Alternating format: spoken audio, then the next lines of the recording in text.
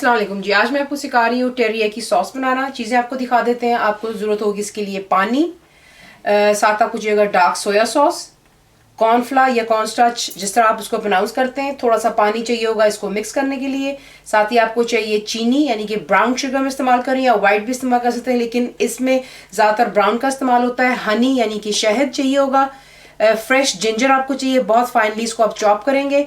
मैं garlic powder इस्तेमाल कर रही हूँ, अगर आपके पास नहीं है तो आप फ्रेश भी इस्तेमाल कर सकते हैं, दैट्स नॉट अ प्रॉब्लम। और साथ में थोड़ी सी मैं इस्तेमाल कर रही हूँ इसमें कुटी हुई लाल मिर्च यानी कि क्रश रेड चिली। अब आपको दिखाते हैं इसको बनाना किस तरह। सबसे पहला काम हम क्या करेंगे, आपको एक अलहदा बोल की ज़रूरत है यहाँ पे। इसमें आप ऐड करेंगे जो आपका डार्क सोया सॉस है। तमाम चीज़ों को हम यहीं पे ऐड करेंगे, सिर्फ जो कॉर्नफ्लावर है उसे नहीं ऐड करेंगे। साथ ही जा रहा है बीच में पानी,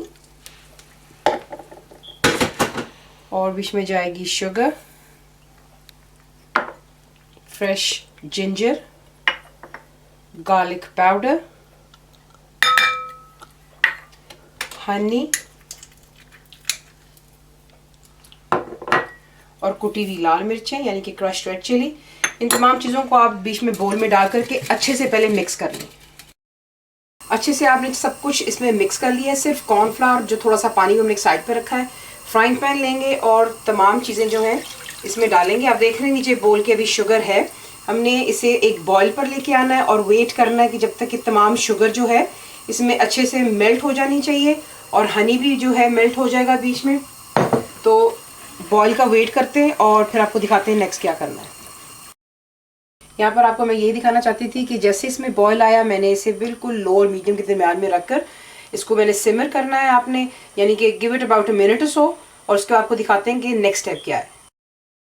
जब तक वो सिमर हो रहा है हमारा सॉस, हमने क्या करना है, मैंने एक अलहदा थोड़े बड़े बोल में इसको डाल दिया ताकि जो है ये कॉर्नफ्लावर ये बाहर ना गिर जाए। पानी डालेंगे और इसे आपने अच्छे से मिक्स कर लेना है ताकि इसमें कोई लम्स ना रहे। और फिर मैं आपको दिखाती हूँ कि इसे हमने जब इसको ऐड करना है। पर आप देख लें कि अच्छे से हमने जो है कॉर्नफ्लावर और पानी को हमने मिक्स कर लिया हुआ है। अब आप क्या करेंगे, जो हमारा सॉस है इसमें आप इसको आहिस्ता आहिस्ता ऐड करेंगे। नीचे बिल्कुल फ्लेम आप लो और मीडियम के दरमियान में रखें और इसे बीच में डालकर अच्छी तरह मिक्स कर लें। आप देखें कॉर्नफ्लावर जाते ही बीच में जो है आपकी टेरियाकी सॉस तैयार हो जाती है। देख रहे हैं कितने गाढ़ेपन में आ गई है। लेकिन अगर आप इसको थोड़ा सा पतला रखना चाहते हैं तो बेशक आप यहाँ पर पानी ऐड कर लें और आपकी टेरियाकी सॉस तैयार हो जाती है। गाढ़ा और थिकनेस और थिननेस पे आपकी अपनी चॉइस पर है। तो यहाँ पे देख लें, मैंने इसको यहाँ पे तैयार कर दिया। मैं इसमें इसको जो है अच्छे से मैंने मिक्स कर रही हूँ। ये देख लें, इसका कलर भी एकदम से गाढ़ेपन में आ जाता है क्योंकि कॉर्नफ्लावर जो है उसको सॉस की शक्ल में ले आया हुआ है, गाढ़ा हो गया है। अब इसे जो है आपको मैं दिखा देती हूँ कि इसको हम डिश आउट कर लेंगे। यहाँ पर आपकी टेरियाकी सॉस तैयार है।